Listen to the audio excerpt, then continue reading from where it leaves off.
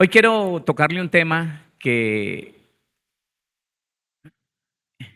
yo pienso que es la obra de la carne mejor camuflada, la obra de la carne mejor camuflada en el cristiano. En el mundo entero está, ellos no se dan cuenta porque no tienen el Espíritu de Dios. Pero en nosotros los cristianos que deberíamos estar conscientes de todas las obras de la carne que se quieran manifestar en nuestra vida, pues según lo que dice la Biblia, podemos encontrar que es la que mejor se ha camuflado en medio de la vida del cristiano.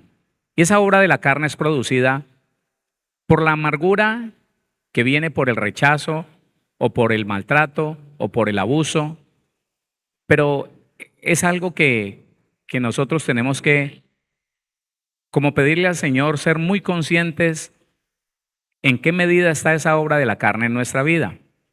Y le repito, ella viene por la amargura. Y la amargura puede ser producida por el rechazo, que es lo que hemos estado tratando. Ese tema lo hemos estado tratando estos viernes. También esa amargura puede ser producida por la escasez económica. Un muchacho que creció siempre viendo que no había, que no había, que no había. Muchas veces toma la decisión de hacer lo que sea, pero salir de la pobreza. Llámese delito, llámese lo que sea, pero él no quiere seguir viviendo en eso. Porque está amargado, tiene un reclamo, percibe injusticia. Cuando la amargura proviene del abuso, porque lo maltrataron, porque lo pusieron a trabajar desde pequeño, porque alguien lo abusó sexualmente, la abusó sexualmente, esa clase de amargura también produce estas cosas que le voy a decir. Vamos a mirar cómo en la gran mayoría de los casos que hemos visto donde hay personas amargadas, ha existido la envidia. La envidia es el punto que quisiera que tratáramos hoy y que oráramos por eso, pidiéndole al Señor que nos ayude a identificar qué tanto está en nosotros, sí, en usted y en mí, esa obra de la carne que, le repito, nos permite saber que la amargura no ha sido tratada del todo, que la amargura no ha sido desarraigada del todo. Déjeme, yo le digo algo, que es que me toma desprevenido el Señor y a veces trato de seguir derecho. Nosotros tenemos que estar muy atentos a las manifestaciones de amargura que puedan haber en usted y en mí, sí, aún usted y en mí, que hemos ido al Señor y le hemos dicho, Señor, esto me ha pasado, Señor, yo percibo esto, Padre, yo confieso estas cosas, las entrego, me despojo de ellas, no quiero seguir viviendo en esta amargura. Pero a veces, escúcheme, a veces el alma se aferra a ciertos puntos, a veces el alma como que abraza ciertos puntos de la amargura. Entonces, el reclamo es una cosa que a veces es difícil que huya de la persona. La persona ya no contiende, la persona ya no pelea por todo, la persona ahora tiene un nivel de agradecimiento mayor del que tenía cuando se le descubrió esa amargura tan impresionante. Pero ¿sabe? Esa persona ve algo en desorden y se manifiesta la amargura. Vea, ¿quién dejó este plato ahí? ¿Quién dejó este vaso ahí? Pero no basta que yo todo el día esté dele y dele a eso, porque no pueden lavar ese plato, ese bendito plato, pero lo dejan ahí y esta cocina que parece. Y la persona no advierte, la persona no identifica que se está manifestando un rasgo de amargura, un rasgo de amargura, y sale así solo. Si tiene a alguien que lo ame por ahí cerca y le dice, espérate, pero ¿qué estás haciendo? ¿Por qué te pones así? No es más fácil tomar venga, yo se lo lavo. Si la persona es capaz de reconocer y decir, pues sí, no, pero puede ser que no, puede ser que eso la enoje más. Claro, usted quiere solucionar todo con que se lavó el plato y listo. ¿Y el desorden que hay en esta casa qué? Ay, hermano, parece que no se le hubiera tratado la amargura. El esposo que entra en la habitación, aquí en Cali, que es calurosito, y encuentra que la esposa tiene todas las ventanas cerradas y no sé, está acostada o está haciendo algo, y se le manifiesta ese rasgo de amargura. Usted no se ahoga aquí, no, y sale y da un portazo. Así, chiquitico, un chispazo de amargura, pero se le vio. Entonces la envidia es un rasgo que nosotros debemos vigilar que no aparezca por ahí. Y le voy a leer algunos ejemplos que ya hemos leído, pero que de pronto no hemos enfatizado dónde está la amargura, no, perdón, dónde está la envidia en esa persona amargada.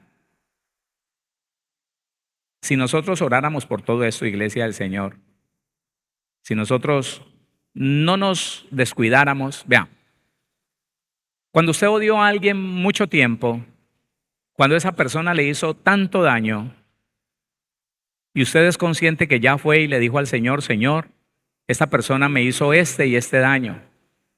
Esa persona es culpable de que yo a mis tantos años tuve esta situación y durante mucho tiempo padecí de eso. Él es culpable, ella es culpable. Para después decirle, pero yo, consciente del perdón que me has dado, yo decido perdonar a esa persona, por mala que haya sido.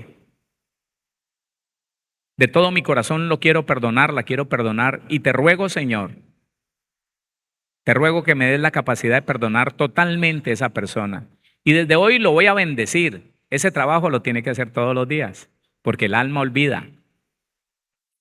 El alma olvida. Usted lo hace hoy en su proceso de sanar el corazón quebrantado y en un mes lo ve y se le revuelven un poquito las tripitas, se le revuelven. Como que, bueno, no, pero no puede estar tranquilo. Pero cuando usted empieza a trabajar en su alma, voluntariamente, intencionalmente, todas las mañanas, después de darle gracias al Señor, de poner su día delante del Señor, el Espíritu de Dios le acuerda para que usted diga, ah, Señor, y le recuerdo a mi alma que a fulano de tal le he perdonado de todo lo que pasó, de todo lo que me afectó, de todo el daño que me hizo. Lo perdono de todo mi corazón y lo bendigo todos los días. A veces no nos detenemos a mirar que la Biblia describe el alma como terca, como testaruda, odiosa. El alma es una cosa bien delicada y o la sometemos a la autoridad de un espíritu renovado en Cristo o vamos a tener problemas todo el tiempo. Bueno, ahora sí, ahora sí. Génesis 25, 29 al 33. Génesis 25, del 29 al 33. Y guisó Jacob un potaje y volviendo Esaú del campo cansado, dijo a Jacob, te ruego que me des de comer, no, te ruego que me des a comer de ese guiso rojo, pues estoy muy cansado. Por tanto fue llamado su nombre Edom. Los edomitas son los descendientes de Esaú. Y Edom significa rojo, porque el potaje era rojo. Siga leyendo. Y Jacob respondió, véndeme en este día tu primogenitura. Quiero recordarle que Jacob demostró tener envidia de su hermano primogénito desde el vientre de su madre. Porque cuando Esaú nació, tenía algo pegado a su tobillo y no era precisamente el cordón umbilical, era la mano de su hermano Jacob que quería echarlo para atrás y nacer el primero. Entonces Jacob envidió la primogenitura de su hermano durante mucho tiempo y cuando vio la oportunidad le dijo, véndeme tu primogenitura.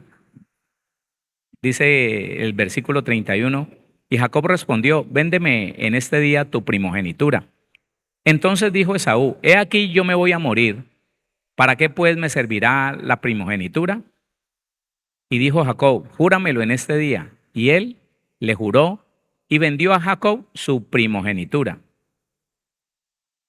¿Ya? Ahí está. ¿Qué fue lo que aprovechó Jacob?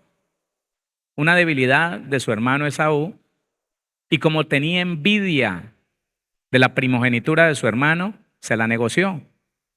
De igual manera, primer libro de Samuel, capítulo 18, versículo 5, primer libro de Samuel, capítulo 18, versículo 5 dice,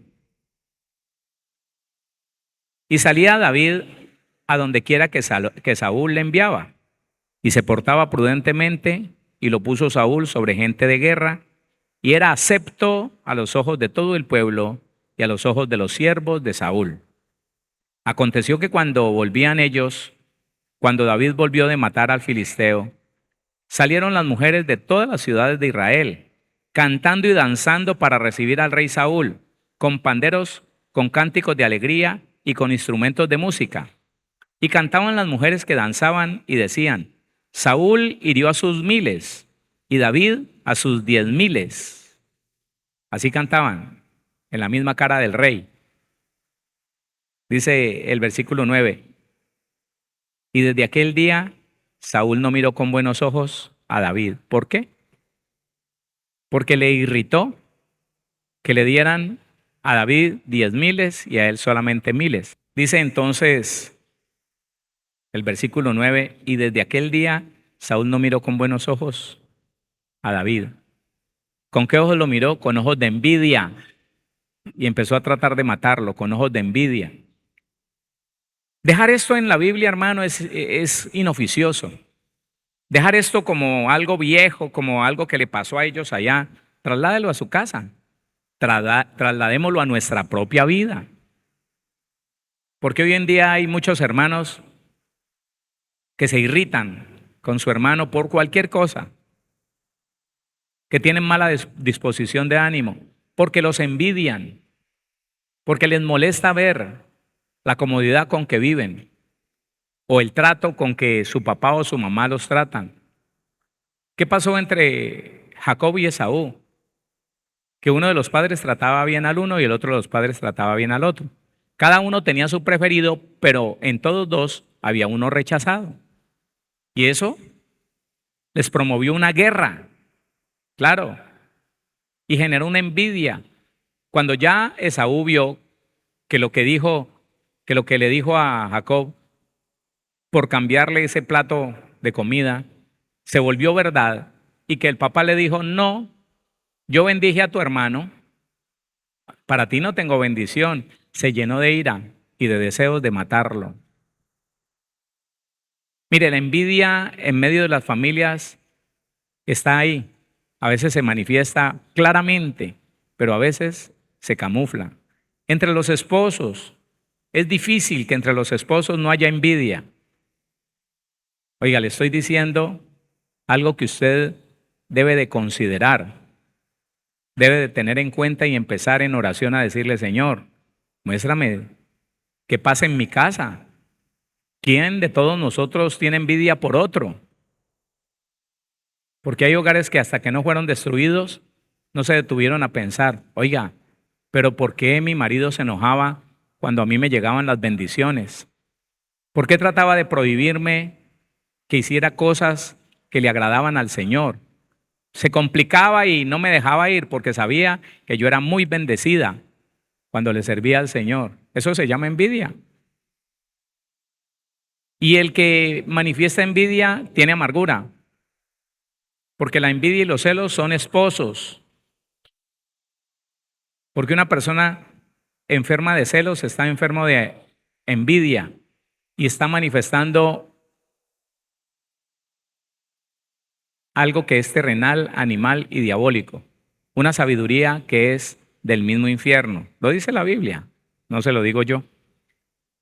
Segundo libro de Samuel 15, del 1 al 6. Segundo.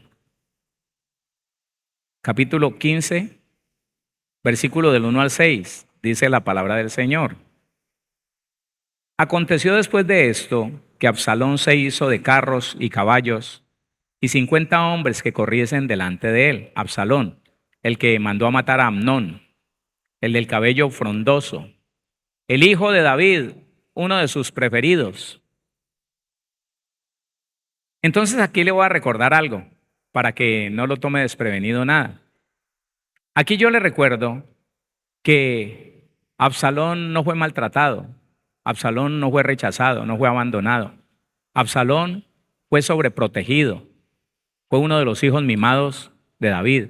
Mandó a matar a su hijo Amnón y el rey no hizo ninguna investigación, porque si hubiera hecho una investigación, le toca mandar a matar a su hijo por homicidio. Pero no lo hizo así.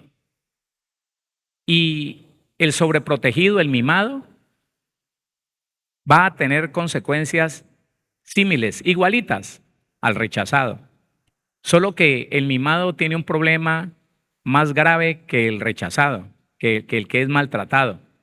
El mimado piensa que todo le pertenece, que tiene derecho a todo y que nadie le puede negar absolutamente nada. Absalón fue así y sencillamente se dispuso a quedarse con el reino de Israel porque sentía que el papá no era digno de ser rey, que él sí era digno. ¿De dónde vino eso? De la sobreprotección. Pastor, ¿cómo así que la sobreprotección es rechazo? Sí, la Biblia dice, el que detiene el castigo a su hijo aborrece. Aborrecerlo es apartarlo de sí, desecharlo, rechazarlo. Mas el que lo corrige, no, mas el que lo ama, desde temprano lo corrige. Ah, qué bueno tener eso claro. Aconteció después de esto que Absalón se hizo de carros y caballos y 50 hombres que corriesen delante de él. Y se levantaba Absalón de mañana y se ponía a un lado del camino junto a la puerta de la ciudad. Y a cualquiera que tenía pleito y venía al rey a juicio, Absalón le llamaba y le decía, ¿de qué ciudad eres? Y él respondía, tu siervo es de una de las tribus de Israel. Entonces Absalón le decía, mira, tus palabras son buenas y justas, mas no tienes quien te oiga de parte del rey. Aquí no hay quien te haga justicia. ¿Qué pesar de ti, pobrecito tú? Así era que Absalón envenenaba al pueblo de Israel contra su padre. ¿Por qué? Por envidia. Porque envidiaba el trono, porque envidiaba el poder que tenía su papá. 3. Entonces Absalón le decía, mira, tus palabras son buenas y justas, mas no tienes quien te oiga de parte del rey. Y decía Absalón, ¿quién me pusiera por juez en la tierra para que viniesen a mí todos los que tienen pleito o negocio, que yo les haría justicia? Y acontecía que cuando alguno se acercaba para inclinarse a él, él extendía la mano y lo tomaba y lo besaba. De esta manera hacía con todos los israelitas que venían al rey a juicio, y así robaba a Absalón el corazón de los de Israel. Envidia entre padres e hijos, envidia entre esposos y esposas. Y eso está camuflado ahí. Oiga, y si es duro, no sé si a usted le fue duro, pero si es duro, si le ha sido duro o si le fue duro a uno de nosotros reconocer que estaba amargado, reconocer que tiene envidia va a ser peor si no lo ha reconocido aún. Claro, porque la envidia se camufla en medio de la justicia. No, es que no es justo, pero lo que tiene es envidia. No es que tienes envidia. Y le repito, en los hogares, en las familias, como no nos enseñaron a criar hijos, como no nos enseñaron a formar un carácter cristocéntrico en ellos, muchos integrantes de una familia terminaron envidiando los unos a los otros. Que porque a este le va bien, que porque a este lo trataban mejor, que porque mi mamá era todo fulano, que porque a mí me tocó ponerme los zapatos usados del mayor, que porque a mí nunca me dieron nada nuevo, sino que todo me lo ponía usado. Decía un hermano cristiano, ¿no? Pero hermano de una persona, de un hombre mayor que él, decía, yo era el ropavejero de mi hermano. Toda la ropa vieja que él dejaba me la dejaban a mí. Y yo me estrenaba lo que a él ya no le servía. Y lo decía con ira. Y cristiano. Peor, ministro. Pero él no reconocía que hasta ese momento se le estaba manifestando una envidia. Imagínese, un hijo de Dios manifestando envidia con un hermano que aunque no era cristiano, se había esforzado, había trabajado, era próspero. Y el hermanito quería ayudar a su hermano menor, que era un ministro, y el hermano menor no aceptaba. Decía, no, yo no quiero sus migajas. Toda la vida me dio las sobras, toda la vida. Toda la vida me le puse los zapatos y la ropa vieja. Y ahora va a venir a darme limosnas. Envenenado. Y cuando escuchó, varón, eso es amargura. Se te está manifestando una envidia. Eso es amargura. No, no, casi se descomulga. Casi reprende al diablo. Entonces, mire, hermano, hermana, cómo es necesario que nosotros no, como que no malinterpretemos las manifestaciones que se están dando. Porque muchas veces le decimos, no, es que en justicia, es que no es justo. Y resulta que allí no se está buscando justicia, sino que hay una afectación de envidia. ¿De qué? De envidia. Hechos capítulo 8. Nosotros ya habíamos leído todos estos y habíamos visto la amargura de cada persona. Hechos capítulo número 8, del 9 al 13 y del 18 al 23. Versículo 9. Léalo. Pero había un hombre llamado Simón que antes ejercía la magia en aquella ciudad y había engañado a la gente de Samaria haciéndose pasar por algún grande. A Simón, oían atentamente todos, desde el más pequeño hasta el más grande, diciendo, este es el gran poder de Dios. Y le estaban atentos porque con sus artes mágicas les había engañado mucho tiempo. Pero cuando creyeron a Felipe, que anunciaba el evangelio del reino de Dios y el nombre de Jesucristo, se bautizaban hombres y mujeres. También creyó Simón mismo, y habiéndose bautizado estaba siempre con Felipe. Y viendo las señales y grandes milagros que se hacían, estaba atónito. Le podemos, sin temor a fallar, decir atónito y envidioso. Estaba diciendo, uy, esto sí es verdad. Y lo mío es puro cuento. Esto sí es verdad. Uy, yo quisiera tener eso. ¿Cómo se llama eso? ¿Envidia o no? Pero entonces alguien dijo en medio de la iglesia, tranquilo hermano, que esa es envidia de la buena. Cuando usted quiere tener algo que otro tiene y es bueno, es esa envidia de la buena. Es envidia. Y la envidia no es buena, jamás.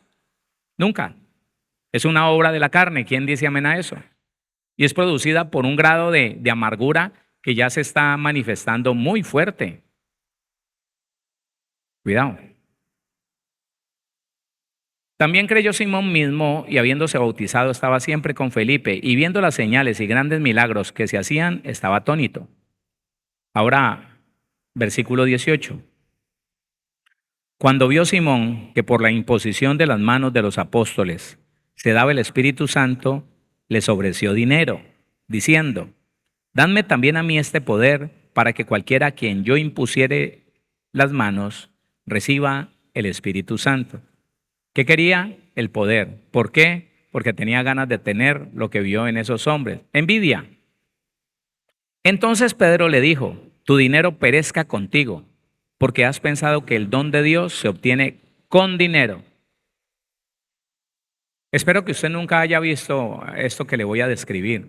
Espero que jamás usted haya visto algo parecido a esto que le voy a describir. Sin embargo, yo vi en los primeros meses de cristiano que en medio de algunos ministros de la ciudad de donde yo vengo, había ese grado de envidia.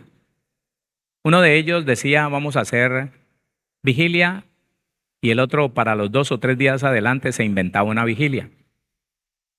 Yo lo entendía, yo sabía que lo estaba haciendo porque el de la otra iglesia hizo una vigilia. Entonces se inviten y entonces, y durante mucho tiempo, muchas cosas se manifestaban, era así. Porque el otro hizo, hagámoslo nosotros. Porque el otro llenó el Coliseo, que es un lugar pequeño. Vamos a llenarlo nosotros. Que alguien hizo algo bonito, algo grande, yo lo puedo hacer mejor. Y no entienden. Oiga, la gente lo apoyaba. ¿Sabe qué me dijo alguien? Me dijo, no, pastor, lo que pasa es que ellos son líderes. Y el que lidera va adelante y no quiere que nadie le gane y quiere ser el primero en todo. Perdóneme, eso se llama competitividad, eso se llama envidia. Competencia entre los hijos de Dios, ¿qué tal? No, pero lo apoyaban y decían, no, eso está bien, eso está bien.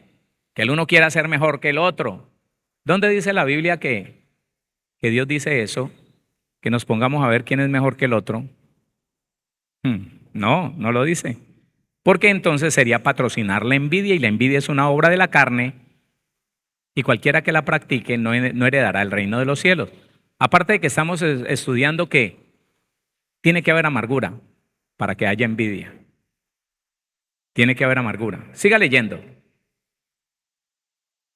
Entonces Pedro le dijo: tu dinero perezca contigo, porque has pensado que el don de Dios se obtiene con dinero. No tienes tú parte ni suerte en este asunto, porque tu corazón no es recto delante de Dios. Arrepiéntete pues de esta tu maldad. Y esa palabra maldad, 25:49, dice depravación, malignidad, problema, mal, malicia, malo. Y la palabra malicia, mala disposición de ánimo, sentimientos detestables, envidia, dice el diccionario. ¿Cuál es? Perívera, le digo, para que lo sepa. El diccionario Tugui. Dice entonces: arrepiéntete pues de esta tu maldad y ruega a Dios si quizá te sea perdonado el pensamiento de tu corazón.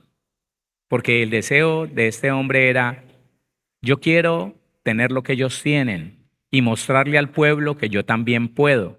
¿Sabe que la envidia es una cosa que se manifiesta mucho en la persona rechazada?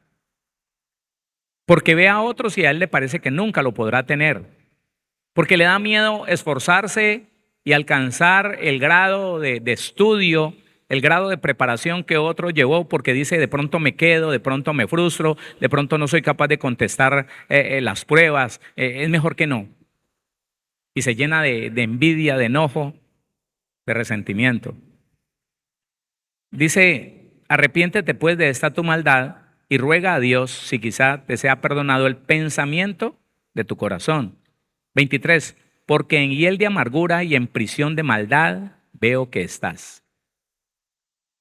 Recuerde lo que significa allí la palabra amargura, 4088, punzante, específicamente veneno, amargura, rencor. Dice el diccionario Tugui: amargura, rencor, despecho, envidia. Ahí está. Entonces es necesario poner mucha atención. ¿Qué es lo que aparece en el corazón cuando tratamos con otras personas? Cuando tratamos con la bendición que Dios está trayendo a otras personas. Hermano, la envidia se manifiesta tan fácil, tan fácil. Empezar a opinar de otro siempre tiene que ser motivado por la envidia. Es que yo pienso que él no debería hacer esto. Entonces, ¿qué? ¿Vas a vivir por él la vida que él tiene que vivir? No, no, sino que yo digo: ¿y para qué te entremetes en eso? Como si tú supieras lo que Dios tiene con él, o si supieras lo que le conviene. No, nadie sabe lo que le conviene a usted o me conviene a mí. Dios lo sabe. Y entonces eso de opinar y de decir: es que el hermano está. No, hermano, eso siempre nace de una amargura que se expresa con envidia. Qué bonito nosotros identificar eso para desarraigarlo, ¿no le parece?